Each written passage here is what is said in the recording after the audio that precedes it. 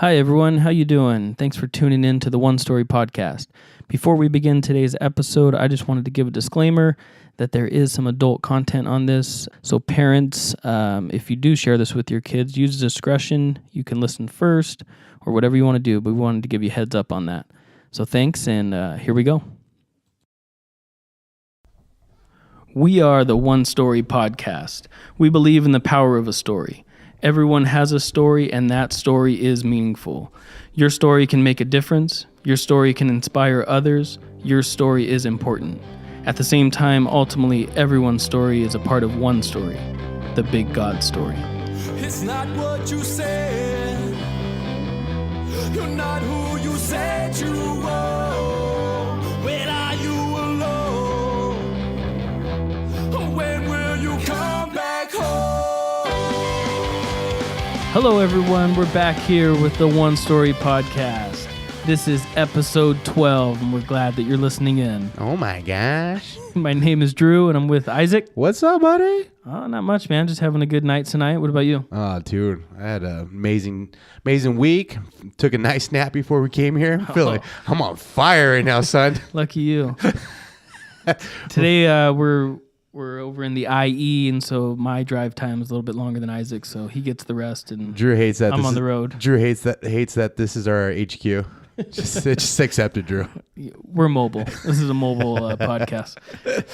So yeah, we're excited as always to be on here. We thank you for whoever you are and where you're listening from right now. On that note, let us know who you are. We want to hear from you. We want to know where you're listening from, and just drop us a line on social media or whatever the case may be. You can listen to this. I mean, you're already listening to it, but we are available on iTunes, Stitcher, and Spotify. Say what? Spotify, that's right. And so up in the world. If you're on there and you're listening to this, you like it, go ahead, and if you would, please just leave a rate and review on there. I know we ask you guys for a lot, and you're already listening, but hey. Well, let's be honest. Just 5 stars. just tell us how great we are, how good looking I am. We'll be good. whatever you want to talk about. And that's why it's a podcast, so you can't see our pictures. Although Isaac likes to post them on the page. So. I even post half the selfies that I take. Right. But yeah, we also have our Facebook page that you can like us there and follow the different posts that we have on there to keep you up to date on the shows. And then follow us on Instagram as well. That's One Story Podcast. Yeah, just share it. Continue to spread the good news. There's been great stories. We just did a Throwback Thursday with Richard Victorian. We were talking about how some of the stories we had, and Richard's was one that was like classic. So yeah, amazing testimony, and just what he went through in his life, and where God, where he took him and pulled him out of was pretty awesome. Gnarly. What did you have? You were telling me something earlier about. So I gotta retract something. I said a retract. Here we go again.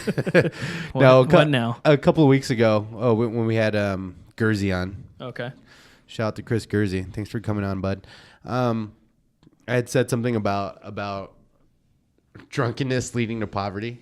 Okay. So, you were talking about Vegas, and you drove through Vegas, and you were going to Zion, and just the juxtaposition there of the Vegas lifestyle. But and what I was trying to get across, I pulled up a scripture because to be fair, because what I had said was you misquoted the Bible or what? Well, I did say I said the scripture says that alcoholism leads to poverty. Okay, whatever. You know what? So here I pulled up a scripture. This is one of many, but this is Proverbs 21:17, and it says, "Those who love pleasure become poor. Those who love wine and luxury will never be rich." It's not saying that. And I wasn't saying that if you drink, you're gonna just be poor, right. That's what I said, but that's not what I meant. Okay. Yeah. it's just glorifying that lifestyle, or even just like really diving into that. I do believe that good won't derive from that. I do believe that. I mean, it's fun and stuff like that, but I do believe that the good does come from God, and it comes from Jesus. Jesus is, everything he does and everything he is, everything that is good is of God. So, Yeah. apologize. I'm ridiculous. I don't know what's wrong with me. So everybody, you know what? Just for that, I booked a vacation in Vegas. You guys can find me out there. July 11th. We will be. Me and my wife will be raging at. I don't even know any of the clubs over there. So Yeah, I couldn't tell you. we got VIP. They listen. They're big One Story podcast fans out there. So right. we got the hookup. That makes sense. So that was one thing. The other thing was happy birthday to you. Happy birthday to you. Happy birthday, dear Mudsucker. Happy birthday to you. Oh, thank you. It's Can you Drew. hear that? So You got a gift right here.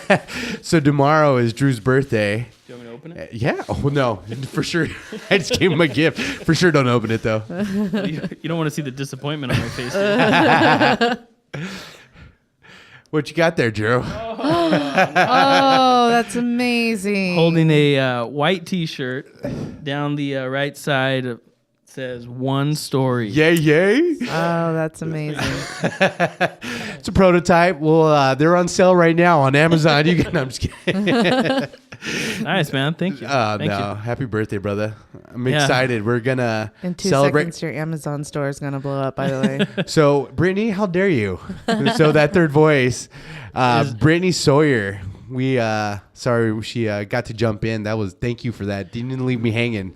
Yeah. I'll probably cut that part where I started, but then I'll jump it. I'll jump it right back in when you The harmonies. you jump, yeah. But that's good. tomorrow is Drew's birthday. How old are you? Gonna be 33 tomorrow. I'm gonna have to get a new co-host. 3-3. It's a good year. No, catching up to me, man. Oh, you're older than me. I'm 33 already. Yeah. This is weird. That's why I'm more mature than you are. Clearly. So just wanted to say happy birthday. I'm sorry it wasn't a new car, but No, dude, that's awesome. I wasn't expecting a gift. I appreciate that. Another year, another exciting year with the family, with the wife and the son, and look forward to the future and where this is going to go too. The podcast. So amen. excited. So again, our guest today is Brittany Sawyer. How are you, Brittany? Hi, I'm great. How are you guys? We're doing good. Just interrupting Isaac left and right. I guess that's going to be my cue tonight. It's okay. At least it will be someone besides me. That's fine. This is your show tonight. So Yes. we're excited to have you on. Hear a little bit about your story. I don't know you from before this. Isaac and Wayna, you guys know each other from church families, right? Or you guys are going to the same church? So Brittany did it the best way possible as far as becoming a guest on the show.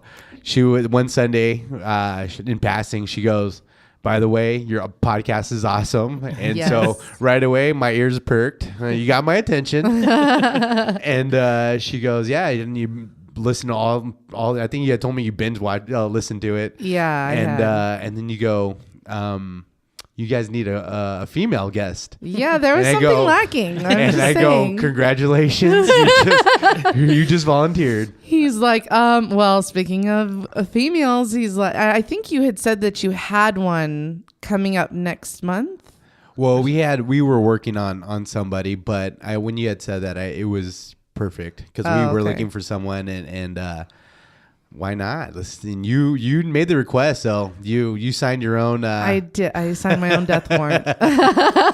Yeah, and when Isaac told me, I was excited too because glad that we're going to have a sister on here. We've had a lot of brothers in Christ, but now a sister in Christ, and we get to hear perspective coming from your side of it, your gender side of it. Yeah. And you can kind of round us out because we, you know how we are. Yeah, I'm not much for gender politics, but I definitely like to hear multiple stories. Yeah, So exactly.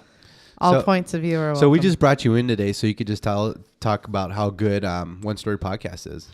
Yeah, so I'm just going to give them the 5-star rating and peace. Good night. All right, And ladies that's and it for gentlemen. episode 12. Thanks for listening. Where does your story begin? So my story actually begins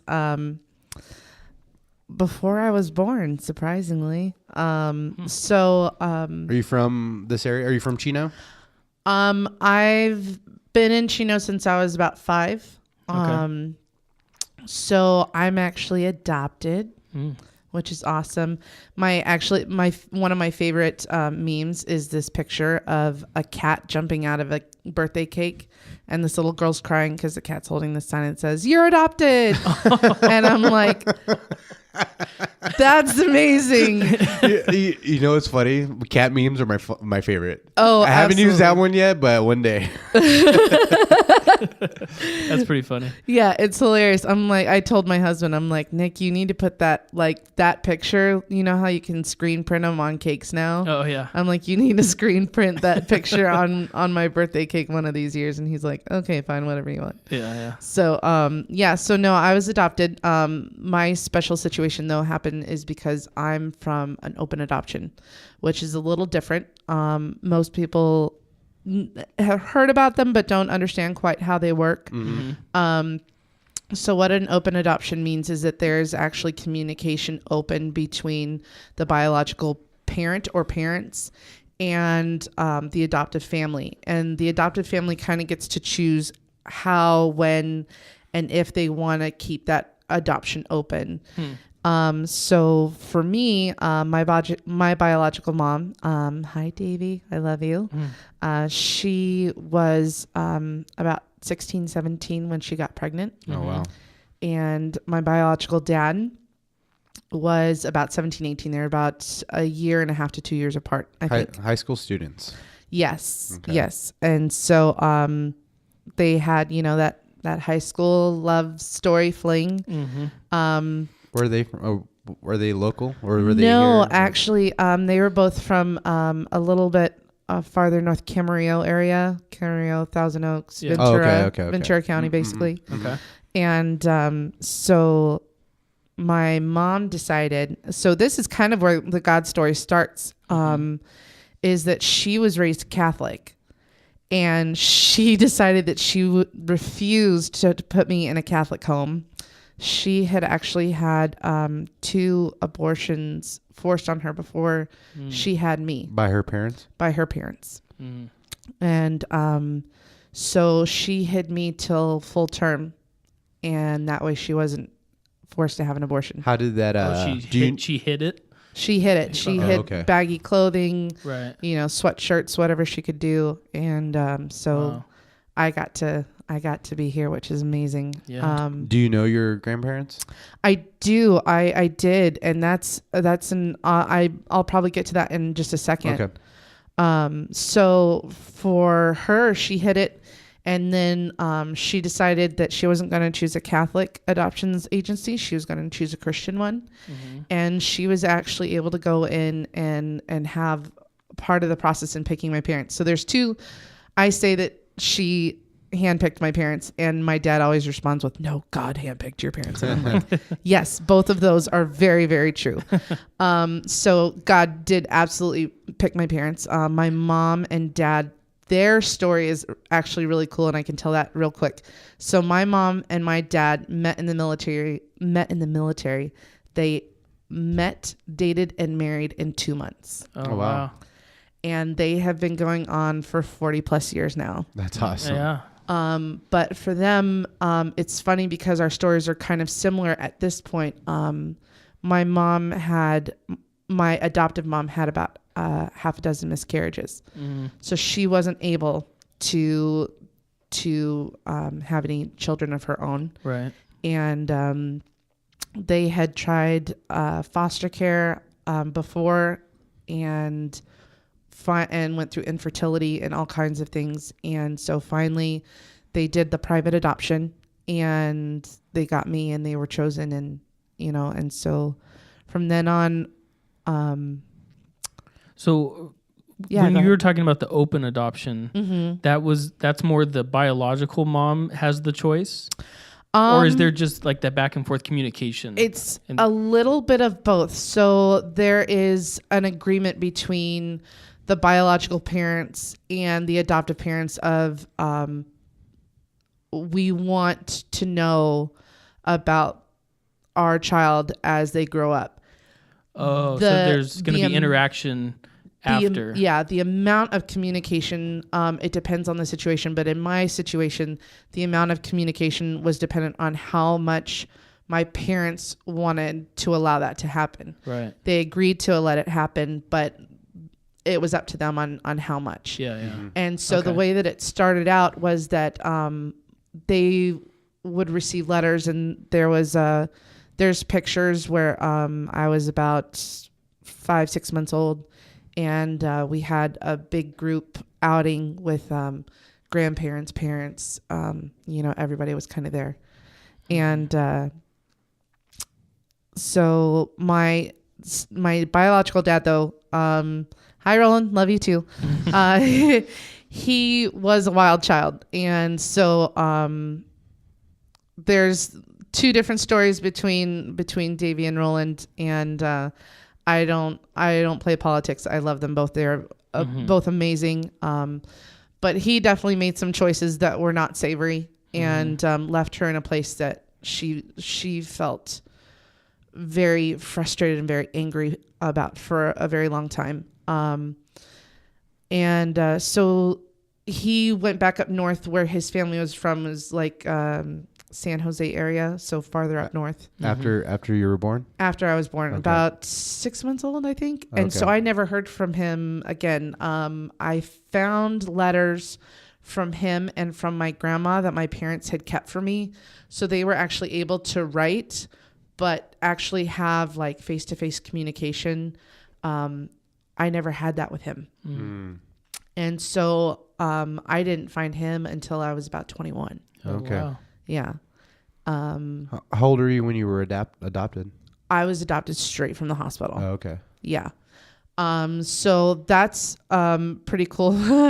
There's so many stories that are entwined with this story. So my mom had been waiting at the phone for the call to say that Davy was giving birth, and that this was the moment. And so she had literally been sitting by the phone because, of course, there were not cell phones back then. Yeah, exactly. And so my grandma, my grandma Ruth, my dad's mom, looked at her and she's like, you know what? That's it. You need to get out of the house. You can't sit by this phone anymore. So they went to the mall, and while they were at the mall, that's when it happened. Of course. So my dad gets home. He leaves a chair with a note on it that says, Brittany's being born. Get to the hospital. They get home, and my grandma has always been a slow driver, but basically from Pomona to LA, because I was born at Queen of Angels Hospital. So from Pomona to LA, I heard the drive took like 25 to 30 minutes. They were flying, huh? They were flying. So they got to the hospital. My dad was feeding me, and they got to have that one-on-one interaction with me. From then on, my Davy was riding back and forth to my mom and dad, and writing back and forth to my mom and dad. And the letters that I found were absolutely hilarious because they don't sound like my mom now. There was one where my mom's like so proud of me. She's like, I think she's really ready to be potty trained because she just keeps taking off her diaper and peeing on the floor, and I'm just so proud. And I'm like, that is not my mother. My mother would flip out. And so, first child, so everything that they do, everything that I did was awesome and wonderful. And I don't know why it still isn't, because I should still be awesome and wonderful. However, so there was just this correspondence back and forth between them. And so Davy has all the letters that my mom wrote her, and my mom has all the letters that Davy wrote her. That's pretty cool. So I'm actually able to go between the two of them and kind of like read this correspondence back and forth. And it is actually quite fun to look at that and look at how their lives were detailed. So Davy made a promise when she gave me up for adoption, kind of to herself, but she said it to me as a baby. And that would be that she would go back to school and she actually did. She went back to school. She got her master's in social work. And her and I graduated the same year. So she graduated her master's program the same year I graduated high school. Oh, that's awesome. And so we got to celebrate that, and we both went to Hawaii. So It was nice. So your mom's 16 years older than you. Yeah, pretty close. So that's hard to. We're not adding, by the way. We're not adding. Brittany listens to the show, as you can see. No, I was just trying to think because so she's not much older than you. I mean, she's still got to be relative. Because how old are you? I'm going to be 32 this year. Okay, I so always our get age. thrown off because my husband is actually your birthday and your same age. Oh, really? Yeah, so he's turning 33 tomorrow as well. Happy birthday, birthday, baby. Nick. Yeah, happy birthday, Nick. Where was And he born? He's from San Diego. Oh, okay. Yeah. I was born in Fullerton. It'd been funny. If Shout out to Nick Sawyer. What's up, baby? Hey, baby. It'd be funny if we were like born in the same hospital or something. Oh, right? Yeah. Because that's Switched crazy. at birth. Right. Mom, Dad. So, he's from San Diego. So about 4 months in, my mom decided that Davy could just call her. So she sent their address because basically the correspondence started going through the agency. So she'd send the letter to the agency. The agency would then turn around and mail it to my mom, and then back and forth it would go. And so my mom finally just decided, like, you're just going to be part of the family now, and gave her basically the ability to have full connection with us. The amazing thing that came out of that, you were asking about my biological grandparents. Margaret and Grandpa Bill, Grandma Margaret and Grandpa Bill, were wonderful to us. My parents ended up fostering over 25 infants since I was 5. Really? Yeah. Wow. So I have been the ultimate babysitter for most of my life. Yeah. I think You're still available? I am. We've been trying to have kids, and it hasn't quite come the way that I want it to, or Nick does. And so that's, like I said, it kind of follows my parents' story because it took them about 11 years from the time that they got married to adopt me. Oh, wow. And so I'm understanding that a lot now because we're actually it's been 8 years since we've been married. It'll be 8 years in May, actually. And so that waiting time, you see people that are absolutely wonderful parents, and you're like, man, I can't wait to be parents like that. And you see people that Thanks, are Brittany. not so great parents. Not Isaac. Isaac and Wayne are awesome. But you see, for me, I teach preschool, and I've been a babysitter and a mother's helper and a nanny. And so my life has been lived through child development. And so to see that and not quite be able to grasp it is something that causes a lot of emotional pain, especially when you want to take your marriage and that family relationship to the next level. And that's really hard. You're saying when you see other parents that aren't so great. And Yeah. I see what you're saying. And you sit there and you go, oh, man, like, if I had that chance, like if I had that moment, what I wouldn't do with it, what I wouldn't do with that child, developmentally or emotionally, or, I love going to places like, I don't know if you've taken your kids to the LOL Kids Fun Club. By the way, shout out to LOL Kids Fun Club. I got a quick story about that. So we went for Uriah's birthday. We took him. Uriah's my 3-year-old.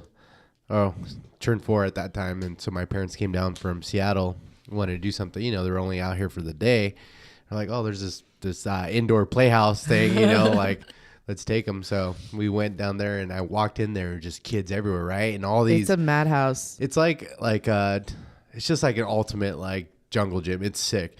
But I looked in there, and I looked at my parents, and I go, use hand sanitizer. I don't want you guys to get sick, because I know like these kids are just cesspools for diseases, right?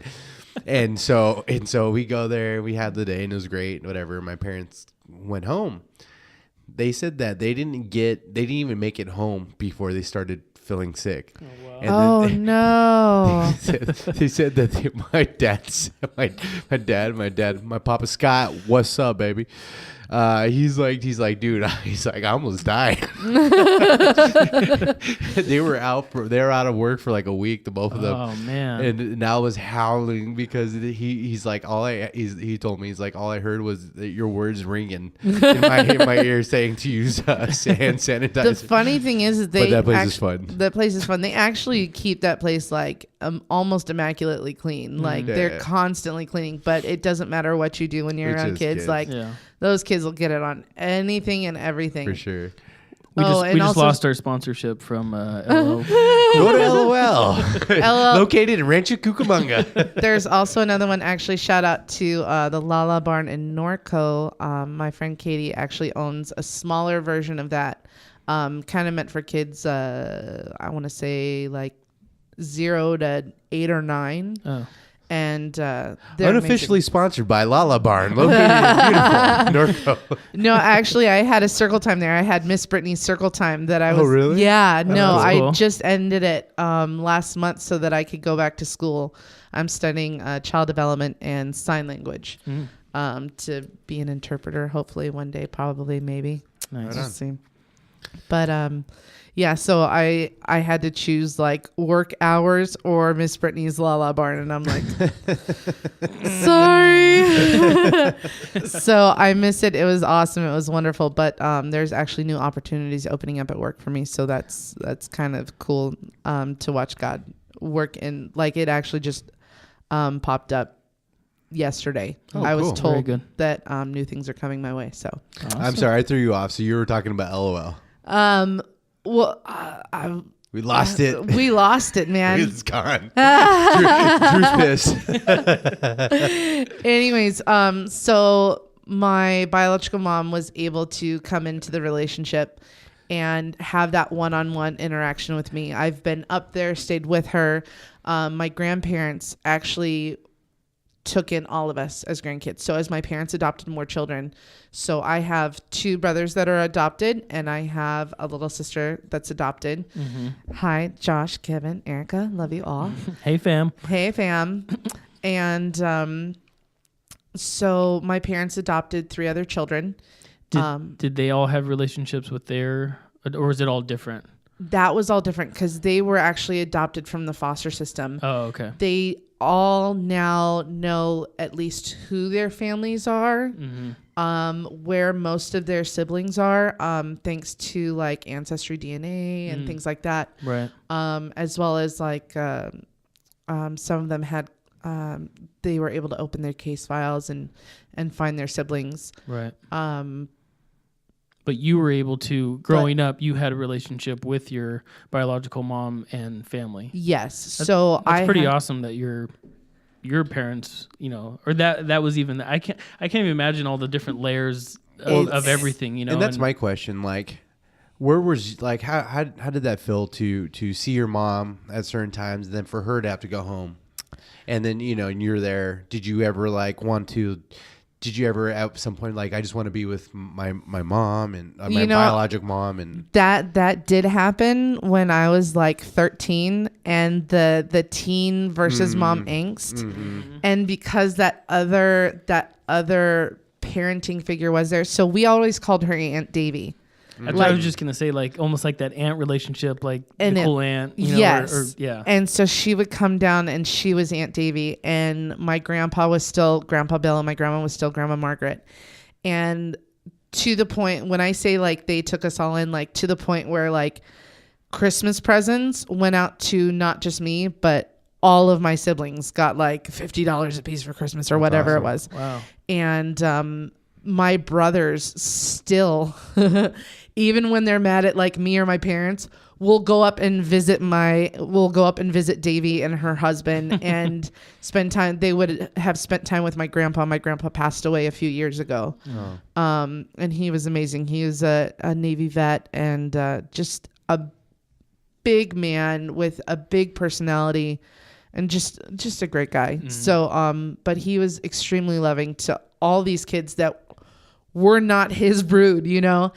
And, it's quite amazing where love goes. And I think that's always the key point in my story when I tell people, you know, where I come from, what happened, how my life has developed is that, you know, I always hear a lot like blood's thicker than water, things like that. And I have to say for my life, it's not, because God puts people in your life in specific ways and he can orchestrate and reorganize your life so that you have joy and that the joy that you have, you can spread to others. And love is never without. There is never not enough love, you know, Sure. time maybe, but never not enough love. Yeah. That's awesome.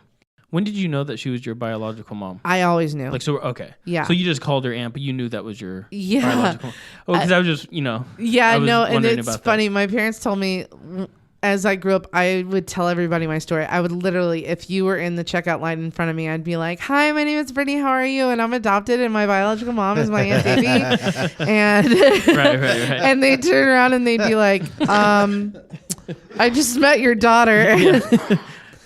They're like, "Yeah, I know. Sorry." They're like, "She's a real sweetheart." Yeah. Yeah, we know. Know all about it. Know all about it. In fact, they got really mad at me like around 7 or 8 because people would come up like at church and they'd be like, "Oh, so you're Brittany's parents." It was never Jim and Suzanne Corbin. It was you're Brittany's parents. And they looked at me and they were finally like, "Brittany, you need to learn how to introduce us." We're here too. Yeah. And so so people would come up and I'd be like, "Oh, no. That's Jim and Suzanne Corbin." That's funny. So yeah, no, I definitely was a social butterfly all my life. I just kind of flit from conversation to conversation, from person to person, and you know, just share the love a little bit. But so would you say growing up, anything in your childhood or adolescent years that kind of had an impact on you that affected you later on? Yeah, so when I was about, I want to say 7, we had a relationship with another family that had gone to a church that we were going to. It wasn't Christian Chapel, but it was another family, and they had a blended family, and it turned out that one of the girls, the daughter, was being molested by her stepbrother. And he was teaching her these games. And so as we spent time together, my parents didn't know what was going on. She had taught those to me. And so from a really young age, unfortunately, my view on, how sex is supposed to be, between a husband and wife and all these things was really manipulated in such an awful way. And growing up, that really led to a lot of bad choices when it came to relationships. My mom and I, like I said before, didn't always see eye to eye. She was always, extremely picky about how things should be. And it wasn't always... like on the way you... just the way you did life? The way I dressed, the way I looked, the way a certain shirt fit. Okay. So there was a lot of tension there. And then growing up, as soon as you start hitting those teens, 13, 14, 15, and that's when all these other relationships coming into play. And I wasn't the most popular. Definitely liked, but not just I kind of always grew up feeling like I was the annoying kid in the room. Like people love you just because they tolerate you. Yeah, I looked for acceptance everywhere. My dad had a really strong relationship with my brothers. And my mom and I were kind of left to have the relationship between the two of us. And even that was strained. So when it came to finding that acceptance and my outlook on, I knew God loved me, but I didn't quite know how much. And suffice it to say, I picked a lot of bad relationships. I was sexually active probably early on in high school. Not completely, but just in things that definitely shouldn't have happened. And my mindset was always that I needed to be the perfect girlfriend. And the perfect girlfriend would do anything. The perfect girlfriend would laugh at jokes. The perfect girlfriend would have the same hobbies. The perfect girlfriend would, and I wasn't the prettiest, so I had to make it up in other ways. And that was my outview. That was my outlook. And quite a destructive one, I have to say. There was a lot of anger at home, trying to have my own way, or a moment that I can call mine, just because, like I said before, I was the oldest. I was, always being asked to do A, B, or C. And I never really quite felt that I had an actual say in anything that I did. And so during high school, there was a lot of rebellion for me and the different relationships that I picked. And of kind of where you were getting your value from, or your self-worth was in the relationships. And the funny thing was that I was still in church. So I could feel this pull of God on my life. It was almost like I just had two rubber bands, one on each side of me. And these relationships never went anywhere, because 2 weeks into doing something wrong, I'd be like, oh my God, like I'm going to hell for this, and God's going to get me.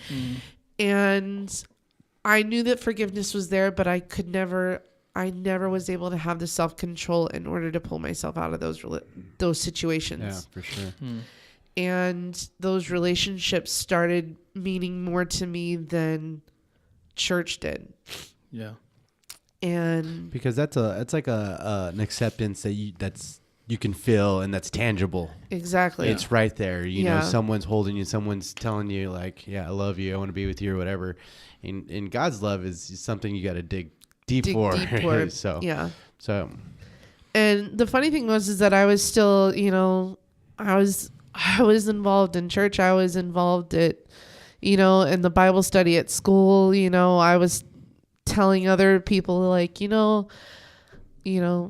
sex before marriage isn't really what God wants. Like, and then I would preface it with being like, I'm in the same boat you are. It's hard for me too. And it truly was. It was something that constantly plagued my life. And, I go back and I look at a lot of these relationships. Some of these people are, are friends still, or friends of friends. And, but our relationships were just so toxic, because there was just always that unequally yoked, where, at first I really didn't care if I was dating a Christian or whatever. And then at some point in the relationship, that would become important to me. Mm-hmm. And then it was always the guilt of what I was doing versus what I knew God wanted for me. And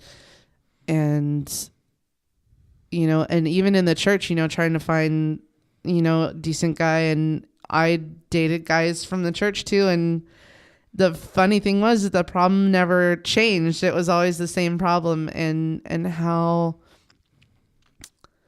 quickly and how easily. And I know that the generations now, it's even harder, but you're constantly plagued with, what you see on TV. And it's so hard for us to go back and remember as teens, because as soon as we hit that that adulthood age, all these things just swarm us to where, all that emotional stuff isn't as important anymore.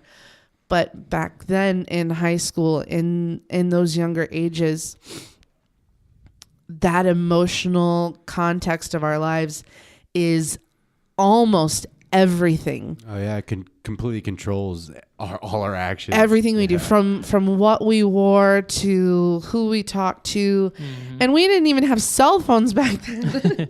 I know, right? Yeah, really. And yet these social constructs just paraded around our lives, almost mocking God and saying, like, you don't need to listen to that. Mm-hmm. You don't need to listen to him. And it was just this constant barrage of noise and who to be and what to be. And so. And then also, I mean, like you were saying, what happened when you were younger shaped those things. So, I mean, obviously we make our own choices. And first off, I feel even inadequate to even speak to something like that. But unfortunately, that's a lot of the truth for a lot of young ladies out there, women and out men, there, and surprisingly, and men, as well. And so, I mean, I thank you for being as candid and truthful and open, transparent as you are being. And I know that others will relate to that, like you were just saying. So, but thank you for that. And I'm sorry that you had to go through something like that. Yeah. Well, when my parents found out. I want to say thank God we were caught. And even though we were caught, we were caught probably, I want to say, like 3 months after she started. And the sad thing is that in life, she taught it to me, and then I had taught it to other kids. So it had actually trickled down into probably 5 or 6 kids that had been affected by it. Yeah. Which, man, when Satan attacks, like he attacks and looking back at that, it's like, how do you protect your kids when it's kids against kids? How do you do that? And it, like I said, it did affect me. It affected me much later on, even full on into adulthood. Mm-hmm.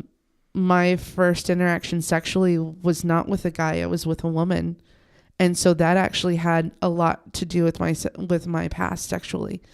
Mm-hmm. During high school and into my early 20s, porn was definitely part of my life. I thank God that it's not now. Yeah, amen. He's been so good to redeem me from that and to give me a strong relationship with my husband in that way that is so satisfying and so complete that all those things before were just brass noise compared to what our relationship is now. That's awesome. But it was difficult. And so going on and having these relationships with other men, or boys, I don't even know what you want to call them. We'll call them boys. We'll call them boys. Yeah. And that's something too, is that, in high school and even into your 20s, you really don't know the difference. Mm-hmm. And as a girl and as a girl that's, not the size 2 and not,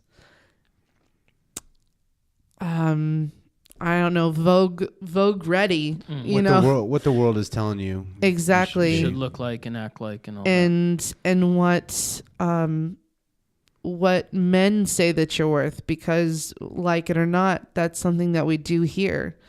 And that's something, it's on radio. It's, girls got to have a big booty, or girls got to have, such and such and such and such. Right.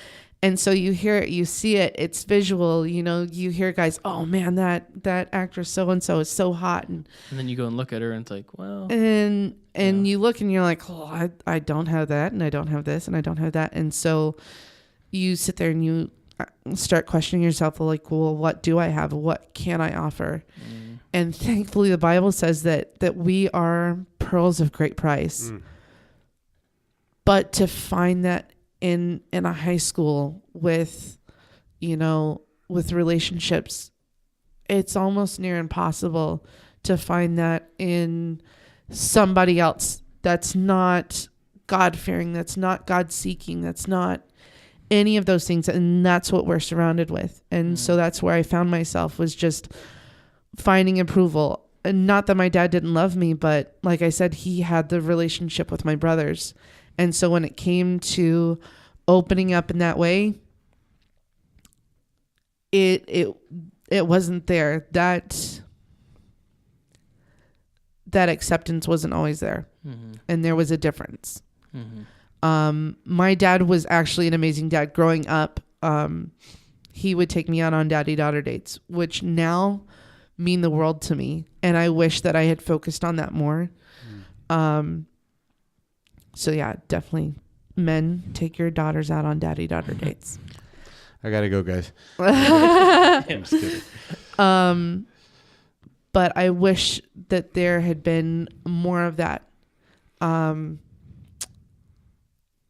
Girls on a daily basis, men, if you don't know whether your wife is vocal or not, she needs love.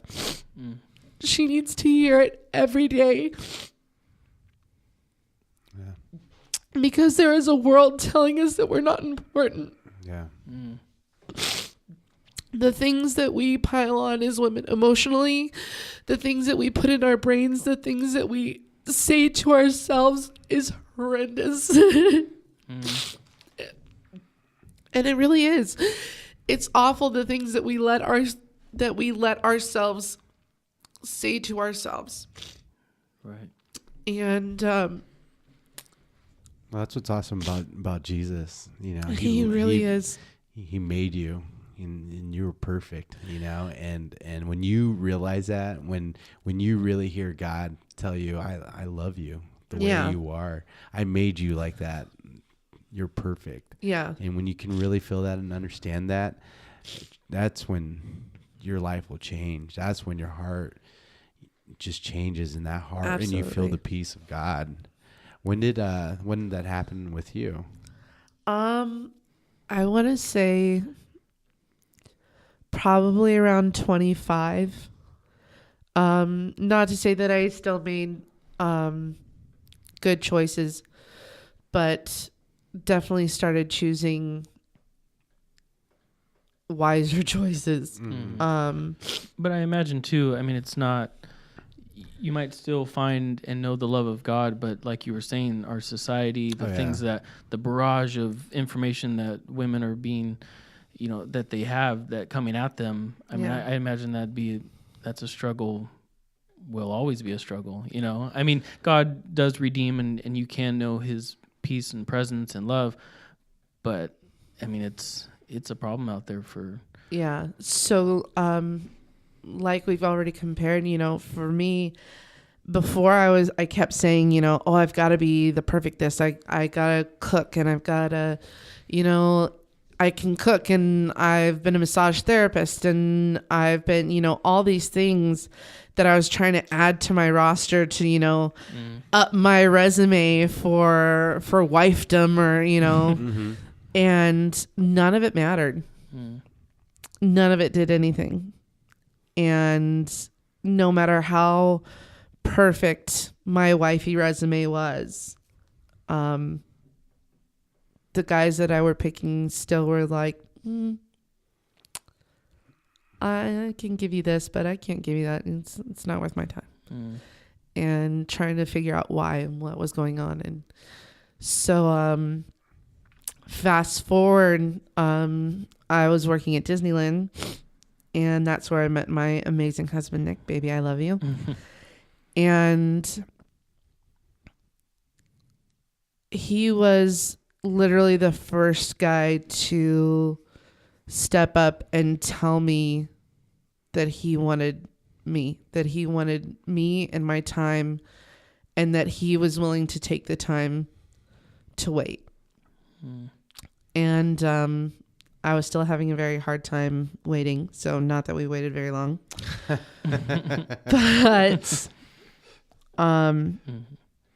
But he did. He waited till I was comfortable, at least. And that earned a lot of trust from me.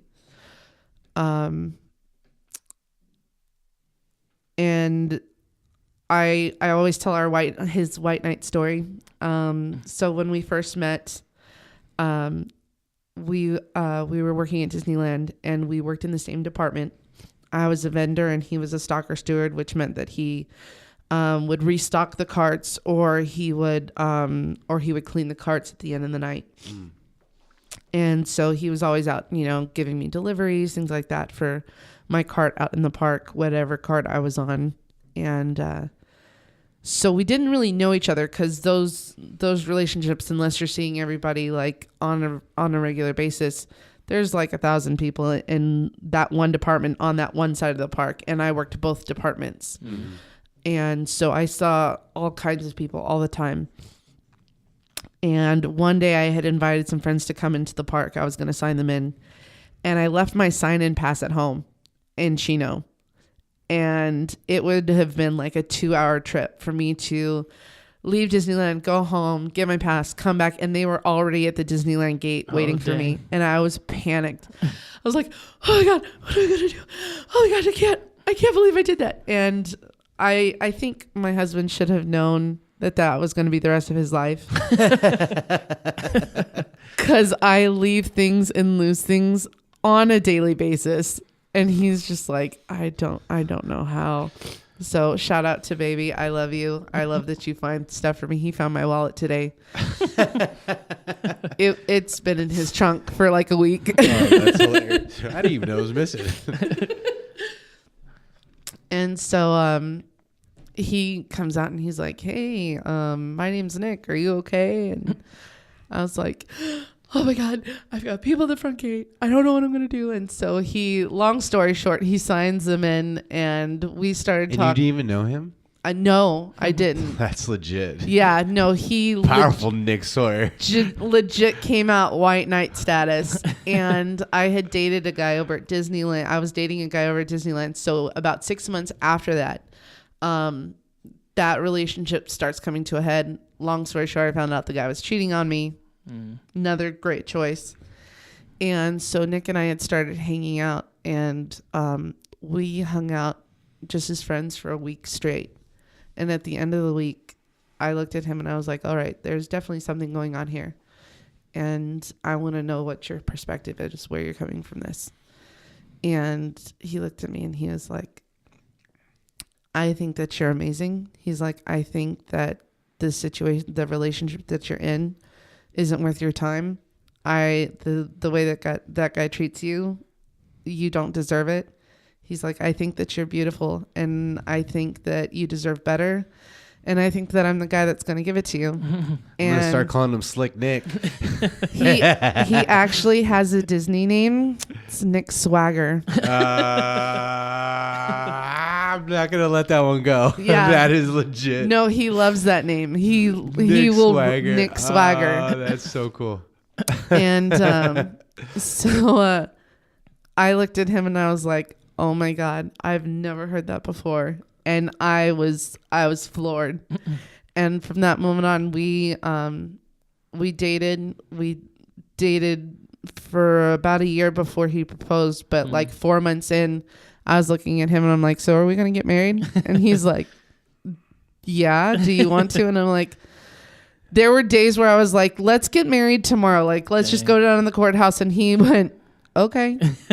And this was before he proposed. So I can just imagine Nick saying that, like, okay, And he was straight faced, like, if that's what you want, we'll go to the courthouse and we'll get married tomorrow. And then my brain would play and I'd be like, no, my dad's got to walk me down the aisle or he's going to kill me. And then, of course, we tell my parents, and my dad's like, so can I give you $300 for you to go do it at the courthouse? I'm like, are you kidding me? No, my mom and dad paid for an amazing wedding. We got married up in Big Bear. Nice. Big, like, I know men don't care about this, but ladies, it was awesome.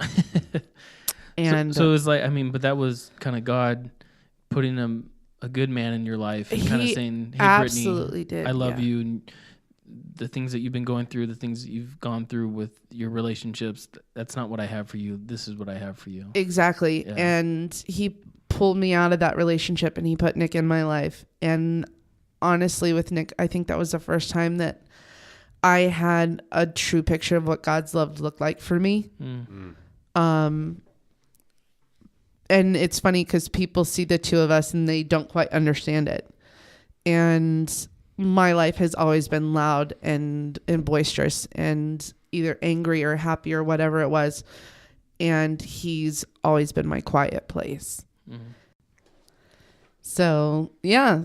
But he's absolutely amazing. And I'm going to be honest. Nick is... he's at the top of my list of dudum right now. Babe, I'm sorry. Definitely, I'm gonna come and romance you when I get home. There you go, Wayna. You're welcome.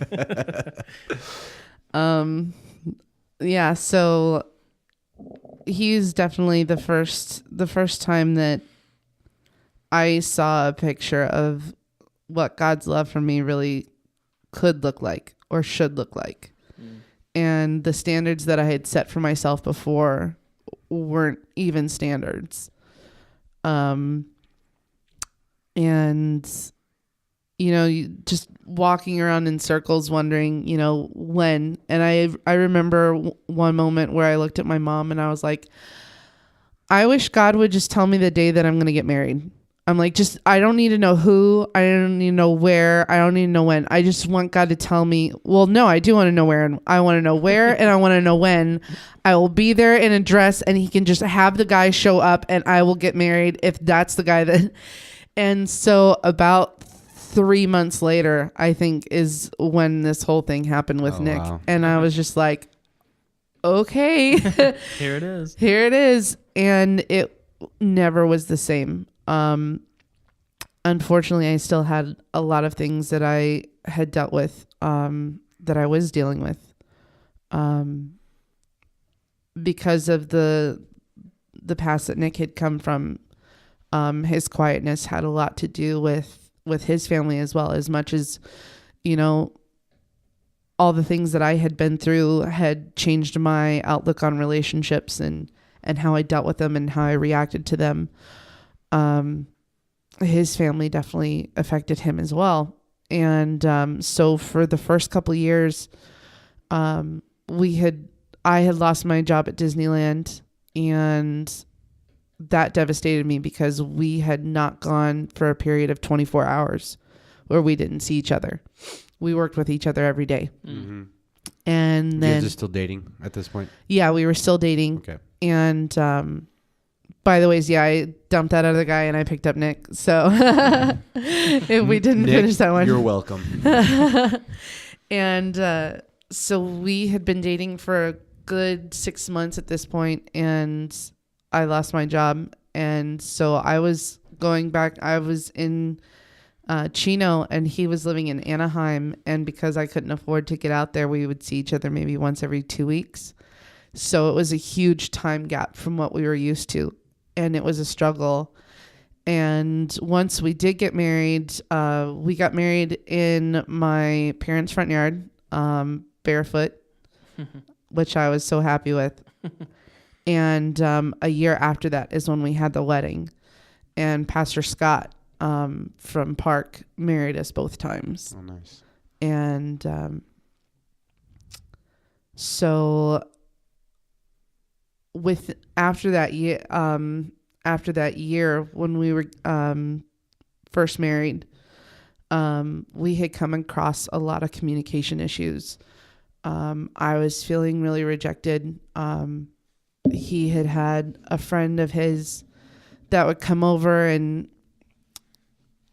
he would come in the door and I'd be like, "Hey babe, how's work going?" And he'd give me it was good. And then I'd hear him go on the phone and talk to a friend of his and give them the whole spiel of, so-and-so did this today and so-and-so did that today. And I was sitting there going like, what? I was part of Disney. Like, I could have understood that conversation too. And he's like, oh, well, baby, you just had to have been there. And, they were there and da-da-da. And so there was this moment where for that year where we were going through a lot of difficulty in how to, have conversations and how to communicate. And it kind of came to a head. The next year we had done our bachelorette parties before the wedding a year later. So we actually did our bachelorette parties after we were married. Right. And they were just meant to be fun. Unfortunately, the way that my bachelorette party got planned, none of my bachelorettes were able to come. And so it had just been me and my maid of honor. And last minute, an ex-boyfriend of mine who was still a friend had just come back into town from being in the military. And so we had invited him to join us. And unfortunately, some stuff happened. Mm-hmm. And there was a bad choice made on my part. And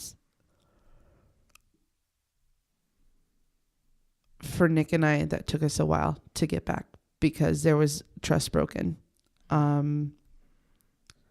It wasn't anything serious or severe, but I had stepped out on our relationship. And that hurt him a lot. And it hurt me to watch him look at me that way, that he couldn't trust me. And it took a while to rebuild. But thankfully God is so good and he brought us through it. We went to a couple different counseling appointments and talked about what it meant to forgive each other and how to talk to each other, and we got the tools that we needed. Him being able to meet my need and include me, and me being able to hear him when he said that he loved me, and that it wasn't just going over my head anymore, and that it meant something. So obviously he had find in his heart to forgive you. Yeah, and that took him a while. And it was something that thankfully he wasn't vindictive about it at all. But there were moments where it would come back up. And I would have to submit myself again and just apologize and work on that trust, because it wasn't something that came easy. What I think too, just as important, is on your forgiving yourself. What was that process like, and how did that look? It wasn't easy, I have to say. To be the one that was like, pushing church and pushing this relationship with God, and then to be the one that stepped out on it. It actually wasn't something, I don't think, that I told my parents. There were friends that we shared it with.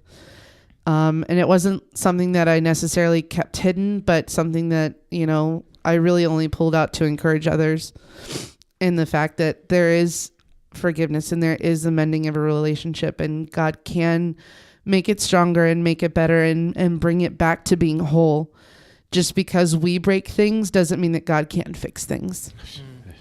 he's the Amen. he's the handyman. He really he can fix anything. He really is. For sure. And for years, I prayed that Nick and I would have a stronger relationship with God and that our prayer would get better. And even years after that, going to Calvary Chapel, Calvary Chapel.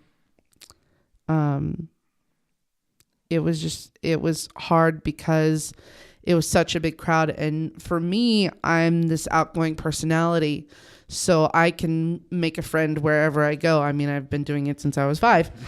And for him, it takes trust. I mean, his trust has been broken over and over and over and over again by so many people. And for me to be another person that did that was really hard on us. Was there a point where he told you like we can move forward? Yeah. Almost right away. It wasn't until probably 6 months to a year later that I told him, but I told him of my own accord. It wasn't like I was getting caught or anything. Oh, wow. But it took that time for him to be like, I can't believe that you didn't tell me. And 2, it took him a few months, but he looked at me and he was like, this isn't the day I told him, it was like, this isn't the end of us. And that was kind of his promise, was this isn't the end of us, but this is going to take me some time. Wow. And it was me saying, okay. And you can have that. You can have whatever time you need. And there was no me begging for him to like speed it up. It was me letting him have the time that he needed and just submitting to whatever questions he had and being accountable to him after that. And I mean, we've always been the types to trust each other. He knows the passwords to my cell phone. I know the passwords to his cell phone. Everything that we have is intertwined. There's nothing hidden. There never was, and there never would be. Just because I have the password to his phone doesn't mean that I need to check it. I love him and I trust him. And thankfully now he's the same with me. And even then he didn't. It wasn't like he was sitting there searching my history on a daily basis for trust. It was just returning to communication and being honest. Were you guys just leaning on God at that point? Yeah. There was a lot of prayer. I had started going to women's Bible study. I still didn't have, because it was so large, I didn't have a lot of women to cling on to. So it was just me and prayer and me talking with Nick. We did go to a pastor at one point and get some counseling and got some tools in our marital box to help us with communication. Thankfully, the incident wasn't severe. Basically, I had made out with this guy while I was really drunk. So there wasn't intentionally this desire for me to step out. It was a mistake that was made, but it was a mistake that I knew hurt him more than I ever wanted to hurt him. Not that I ever did want to hurt him, but it was something that my one choice had such severe repercussions that I couldn't believe that I made that choice in the beginning. So through the power of God, you guys, he's forgiven you, you've forgiven yourself, and now you guys are at a point where you're gonna, you guys are getting ready to become foster parents possibly. Hopefully. So. Yeah. So now, but yeah, like you said, now, God's been so good. He's He's brought us through that, through job loss. He ended up losing his job, and that was another situation where we really had to lean on each other, because then we had to move into my parents' house, and I mean, we've been there since then. We rent a back house for my parents, but dealing with those relationships now around our marriage on a constant basis with opinions and with perspectives, and that's, you know, sometimes your relationship, like my relationship, is completely different than my parents. Nick and I go about things a different way than my parents do or ever did. And so sometimes they see the choices that we make. They see the fights that we do or do not have. For me, everything is like, I pick battles, and I don't pick them very often, just because I don't always have to have my way. I'm kind of like, that's not worth a fight. And so a lot of times, you know, my mom will be like, well, you should tell him to do this. And I'm like, actually, no, because he's more than able to make a choice. And what I think is important to point out, though, is the forgiveness that you guys both had, and the grace that you are able to share with each other because of the grace of God that was, you know, given to us. For us to sit and hear your story, you know, it's just all the hurt that could have held on to forever, and you could have always just had resentment towards everybody and everything. Towards could have had a resentment towards God, like, God, why couldn't I just have my mom? Why, God, why won't anybody love me the way I need to be loved? And all this stuff. But no, you've allowed God to say, no, it's okay. Like, I forgive you for falling, and it's okay. I love you all the same. And again, just to say that, that you guys are at a point now where you guys are pushing forward. You guys are trying to be foster parents and fulfill something that's full circle, you know, and it's just amazing. It's beautiful, and to see how God works, because it's just, when you're in the muck, it's hard to see through all the mess and through, like, God, what's going on here? Like, what do you have for me? But the fact that you're still asking and still wanting and yearning for him, and to know his purpose for you, and just to see where you guys are at now. Because I'm in a community group with you guys, and you guys are lovely. You guys are awesome. Thank you. And I didn't know that part of your story, and just but just to now that, but I was able to see your guys' relationship before I knew that. So you guys are awesome, and I can see the love in you guys' marriage, and I'm excited to be in the same community with you guys, and to do life with you guys. It's awesome. Oh, absolutely. And that just goes back to before, is that, you know, the way that God puts relationships in our lives, there's never not enough love. And that love is what leads to forgiveness, and that love is what leads to understanding, and that love is what leads to everything that means anything. And so figuring out, you know, what's truly important in your life, and what God is putting in your life, and what he's saying, that's not what I wanted in your life. And letting him kind of take that knife and cut things away that we want to hold so tight to, but really are not that important. You know, we want to say, oh, well, I need, you know, vengeance, or I need, you know, thing for pain that happened. And honestly, pain is God's way of growing us.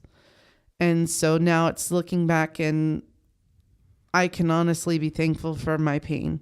I can be thankful for the things that I've been through, whether it was choices that I make, or it was, you know, situations that God put me in.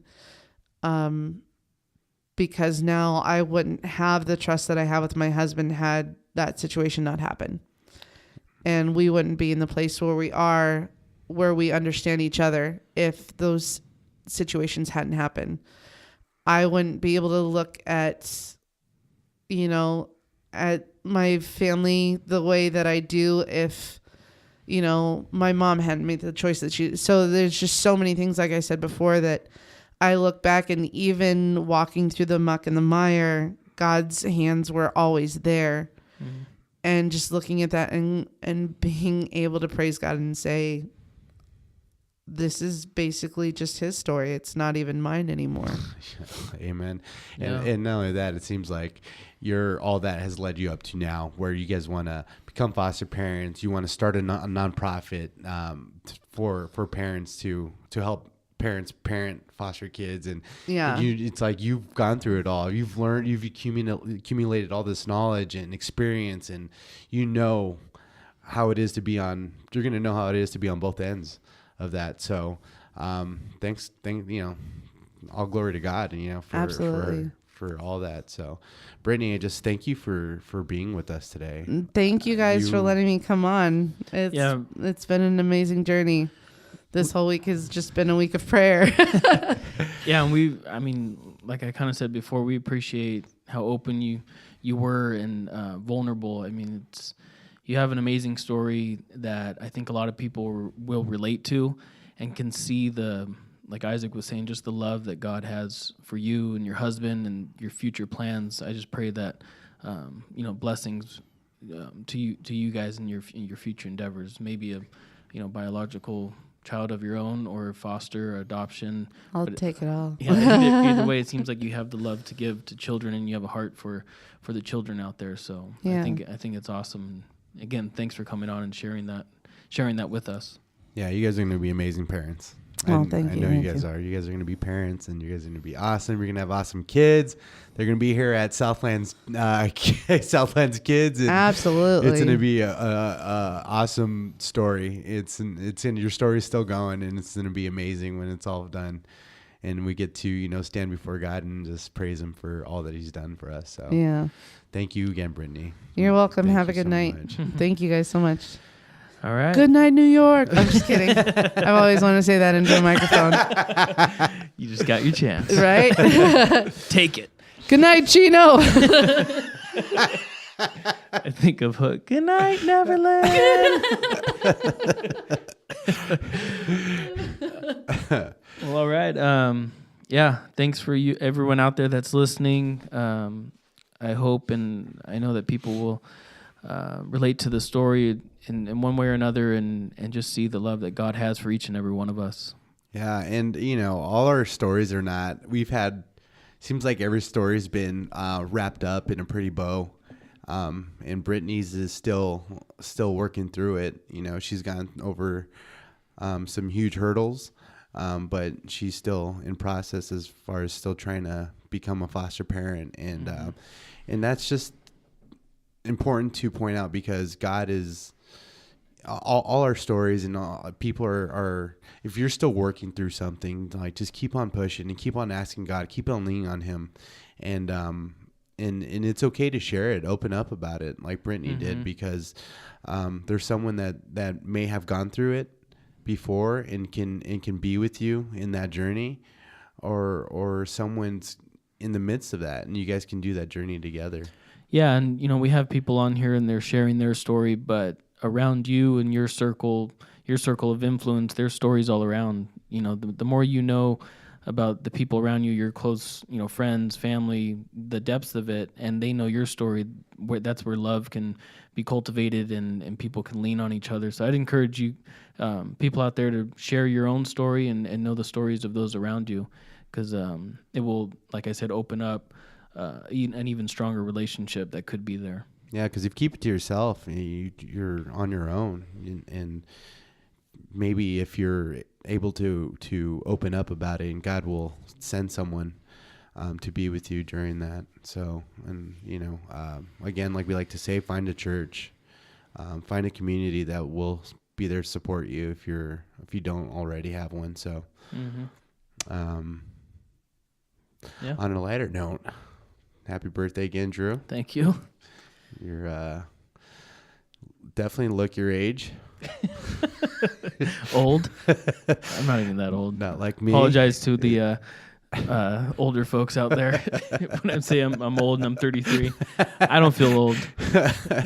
John is aggressively texting you right now. Dare you? I'm gonna put you in a chokehold right now. So yeah, man. Thanks, and let's close this thing out. Another great episode 12 in the books. Yeah. With that, open your eyes, listen closely, soften your heart, and ask God to reveal Himself to you. Amen.